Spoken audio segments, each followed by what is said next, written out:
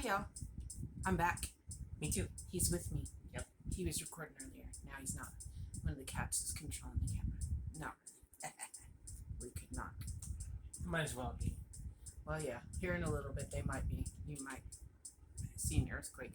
My hair is lumpy today. Sorry. So, anyway, what happened was, this is Movie and Stitch. Mm-hmm. Sorry, detours. And we watched The Omen. Now, we are going to be doing a lot of movie review videos for Movie and Stitch to catch up. And of course, we still have our manic Stitchin' movie cow with Ashley, but we will resume those when we've caught up with Movie and Stitch. So, the Omen one, we did the little Will Picker thing, and the Omen one, and so we watched it. I had watched it before, but it'd been a very long time because spooky kids scare me. They're scarier. I've told you. Pet Cemetery. I can handle those animals all day, every day. I feel sorry for them. That child in that movie scares the crap out of me. Same with The Omen. Exorcist. Possessed children are scary. Children are good actors. I think because they don't have to act so much when it happens. They're not acting here. So, we watched The Omen, and I can't say it's one of my favorite movies, but I'm glad we watched it in September, because spooky season is starting. Like, it's fall, y'all. It's fall. I'm so happy. Anyway, and so, and I hadn't watched it in so long that I had forgot parts of it. And so, like, I remembered it as it was happening. I was like, oh, yeah, I forgot about that part. And I'd know what was happening. He didn't. So it's kind of fun, actually, because I was like, he'd be like, oh, and I was like, yeah. So, not quite as good as I remember it being, but maybe because it was my second time watching it. But it's still got a scare factor. It's still spooky because it's got a evil child in it. And priests. My daughter says priests are spooky. You don't want to know. So, but priests and scary children. What isn't scary, I suppose. Yes. If you've not watched The Omen and you like horror movies, watch it. I believe there's a remake. I think Yes. I've watched the newer one, but we watched the 1976 one. The original OG. Yes, the original ones, the OG Damien. So, but I think I've watched the remake of it also. I believe I have. In fact, that might have been the one I actually watched. But yes, good movie.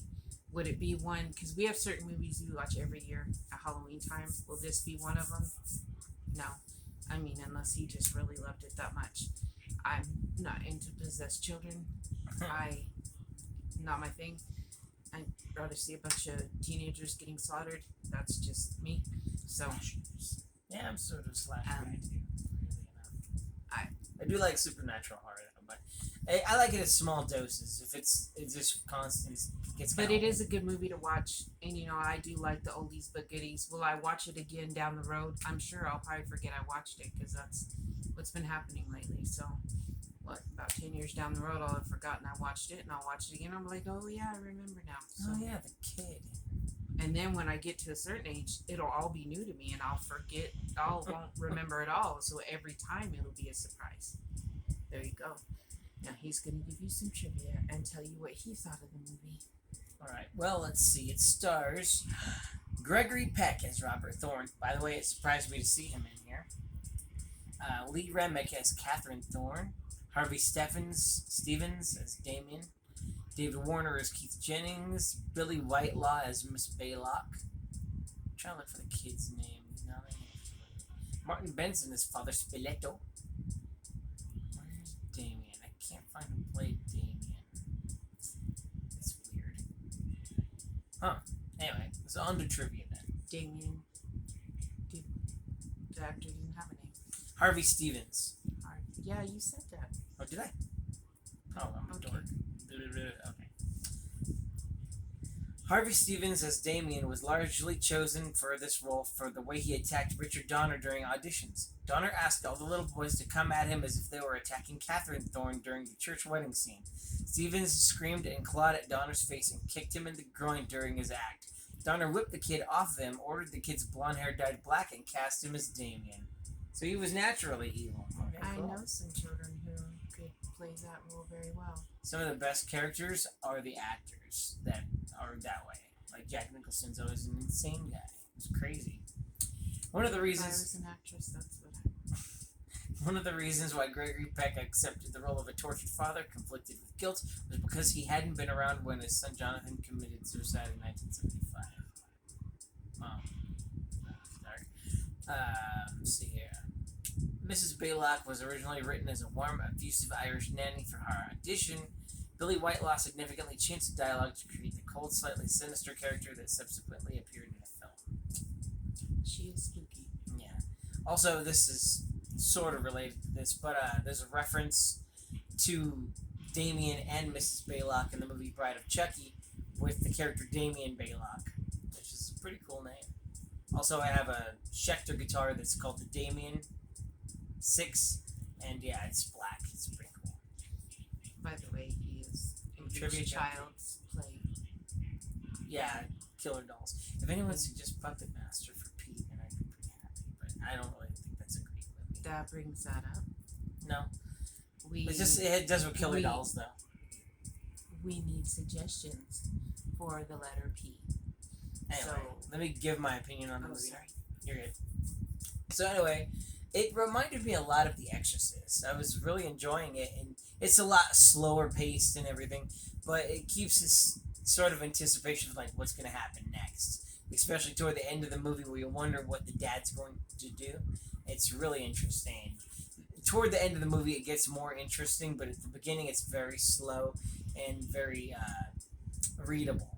I love the music. Oh yeah, the music is great. 'Cause it's that creepy, In fact, the person spooky. who did the music, I think that's what I need for my channel is some spooky music, y'all. We'll have to score you something. Jerry Goldsmith did the soundtrack, and then you guys know what other movies he did. Let's see. I'm trying to remember. How do you know that they know? I'm saying if you know what kind of music he did. But you know, like when I get silent moments, put like a little spooky, like, you know. Yeah, that'd be pretty cool.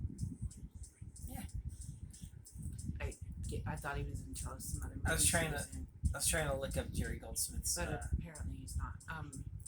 So if you would recommend some P movies, so his next days off, which are Friday and Saturday, which I don't know if we'll have time to watch a movie, but we will try.